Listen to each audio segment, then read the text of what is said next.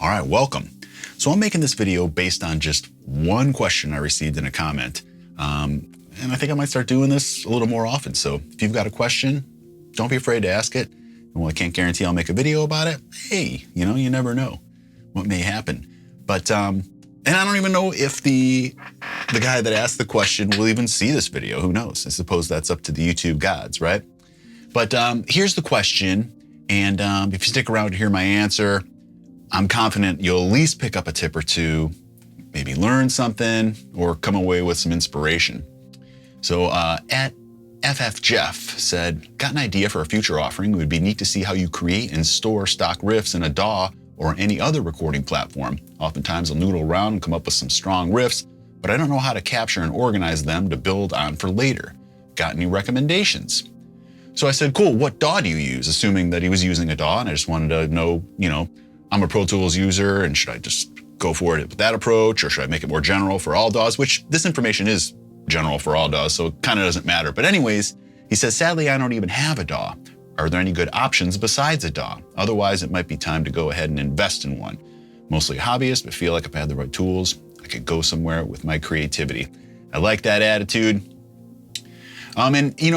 I think it's actually good in this case that he isn't using a DAW, which is a digital audio workstation. For those that don't know, you might have heard of these things: Pro Tools, Logic, Reaper, Cubase, GarageBand, etc.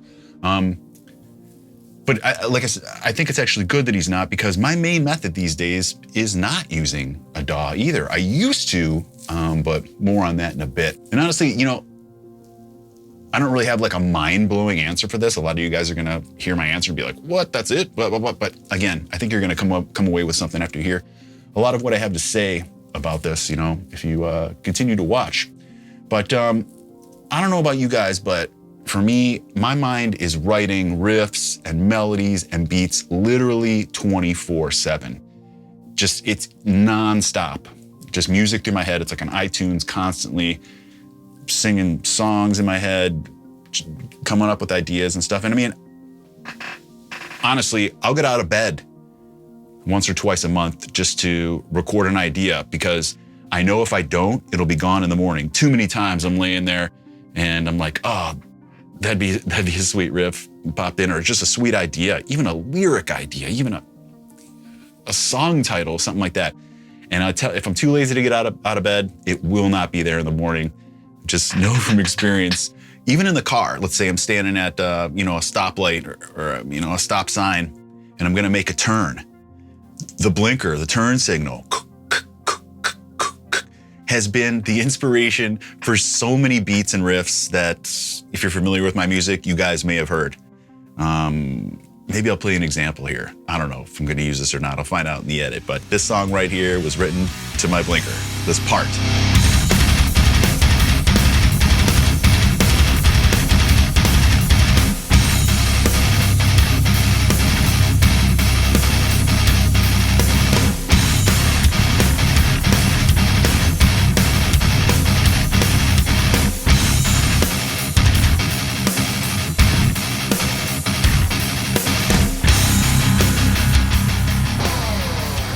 That was from my Magnitude record. But at any rate, so I want to be able to jot those ideas down as I'm sitting there finger drumming. I'm constantly finger drumming on my steering wheel to the blinker. The only problem with all that is all those ideas are at the same tempo, because your blinker is always at the same tempo. But anyways, the way I capture those ideas is simply with the voice notes app on my phone, and it's the best to do it because there's no friction. You don't have to fire up your computer. You don't even have to get up or be at home, Everyone has their phone with them all the time. And if you're not near a guitar, just hum the riff into your phone and then work it out on the guitar later. I did, however, used to use a DAW to collect my ideas before the voice notes app was a thing. But I lost a lot of good stuff along the way with that, because there is a lot of friction with that. Again, you gotta fire everything up. And if you're sitting on the toilet and you got an idea, or you're in Hawaii, or whatever, it's just a way, a lot of that stuff will get lost. But with the voice notes app, you can sing anything into there, you can riff anything into there, you can tap anything, whistle, and then just deal with it later. And with the voice notes app, it's as simple as just opening up and hitting record. I'll record, like I was saying, everything from beats, riffs, melodies, even shows. Like, I'll be inspired all the time with some like melody I'll hear in whether it's a movie or a TV show or a documentary. One that comes to mind is years ago, I'm laying there in bed at night, and the Magic Johnson documentary was on. For those of you who don't know, Magic Johnson, NBA player, LA Lakers, big thing where he got HIV, late 80s or something like that, and had to retire from basketball. But anyways, during the credits of that movie, there's just this awesome, like just dramatic, super tension-filled, I don't know how to say it, but cinematic or like orchestral thing going on in the music while the credits are rolling. And the note choices and the chords and everything were so inspiring to me that I just stopped the documentary, rewound it a little bit, picked up my phone, put up the voice notes app just in the air, and recorded it only so that I could listen to it in the morning so I still had that inspiration. So come the morning, it's not that I wanted to copy it in any way. I just wanted to be inspired by those note combinations and write my own thing. And I'll do that all the time. And again, if the voice notes app wasn't there or a way to record it quickly, that'd just be gone. And then after I do that, I'll name it Magic Documentary Inspiration or something like that, which you can do in the voice notes app. I use an iPhone, but I'm sure the same exists for all phones or something like that, or there's got to be something in the app store. But with the iPhone, the voice notes app comes preloaded, so it's just there. Again, little to no friction.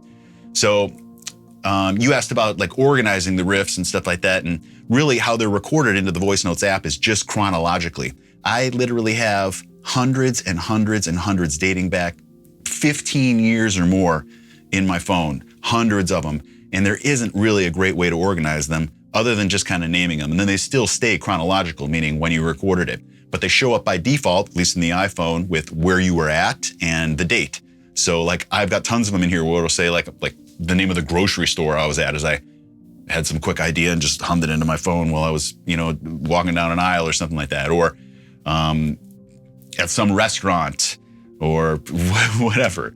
One of the riffs I came up with for one of my albums, it was New Year's Eve, had a few cocktails in me, some champagne or whatever like that. And I just snuck away from the party for a second, went into the bathroom and hummed this riff that I just had going in my head and ended up making it onto the album.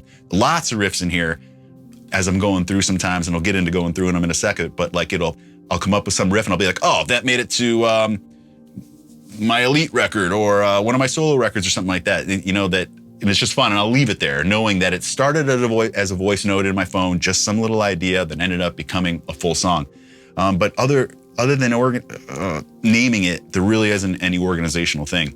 So let's just say I'm sitting down to write a song completely from scratch without really any ideas, or I'm gonna show up to some studio session where I'm expected to come with some ideas. A lot of the time, I'll just reference my voice notes app and go through 20, 30 ideas and then just keep 3 or 5 of them in mind or play them on the guitar real quick, just so I show up prepared with some ideas. Or I can sit down, like I said, to write a song and one riff will pop out. And that's how it always works with me for a song, just one idea typically, and then I'll build from that.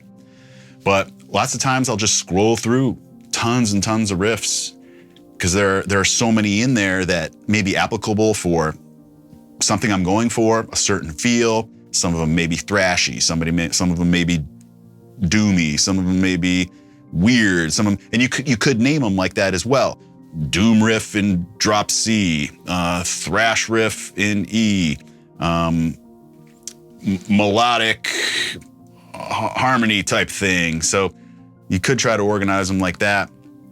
And here are some tips that I've learned along the way too.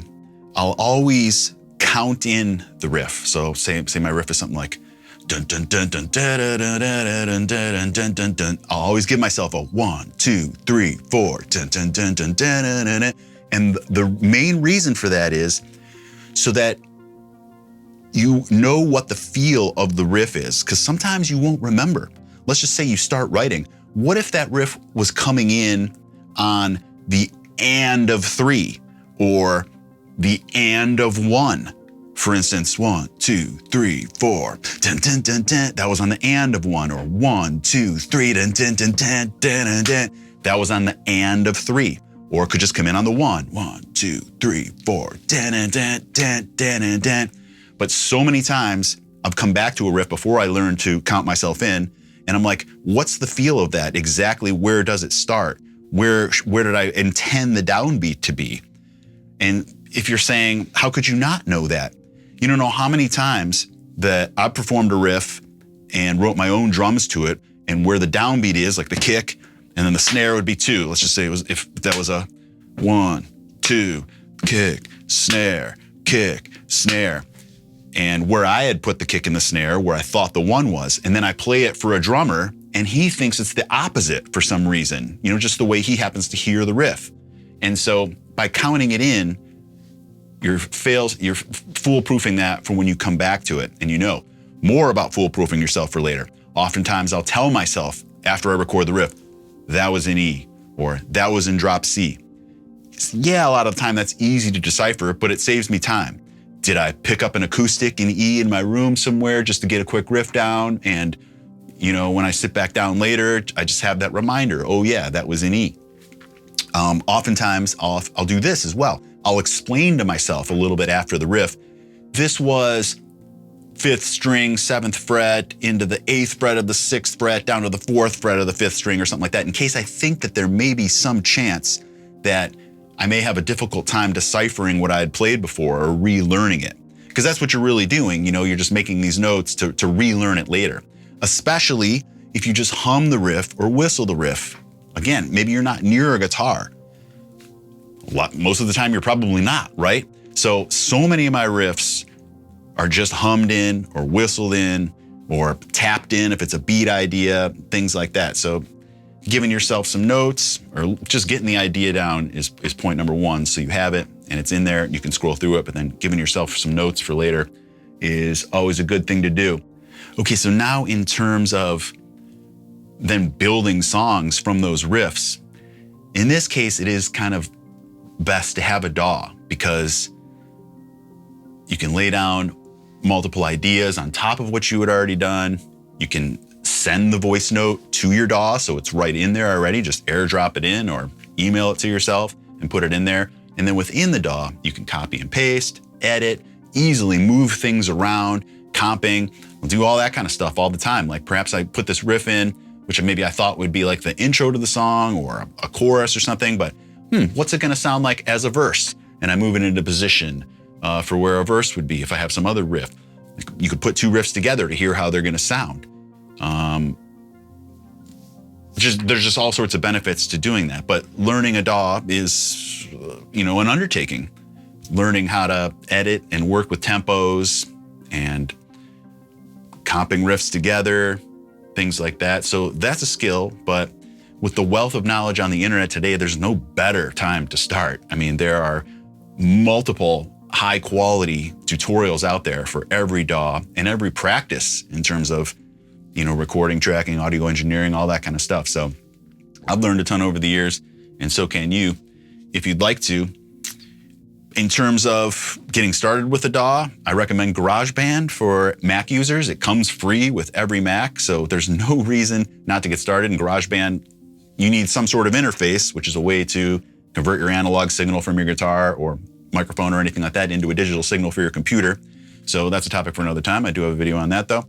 But just in terms of the ease of GarageBand, it comes with absolutely everything you need. There's amp sims in there, there's drum instruments in there, there's virtual instruments, keyboards, stuff like that. So it's just a great way to get started. There's tons of templates to get you started, songs you can bring in and just solo over or play along with, things like that. So that's really great. And there's got to be something for Windows that exists that it comes with. Anybody want to chime in and just say the free version DAW for Windows is whatever it is? And then people that don't know that will know, like myself, I don't know that. Yeah, so man, I hope FF Jeff that I answered your question and just offered some information for some people here just on my process, how I think about it and how I do it and how I've been doing this for years. As I said, so many of my songs have come together just from one idea in my phone. Figuring out how to link them together is another thing. Transitions from one riff to another. that's a whole other thing, but you just kind of got to get started. If you're at the place you're at there, FF Jeff, I think just kind of getting started with a workflow in some way would be the best way to just kind of get started and then figure out how to put it together from there. But as I mentioned, I don't even know if you're going to see this, so check this out. We'll see if this works.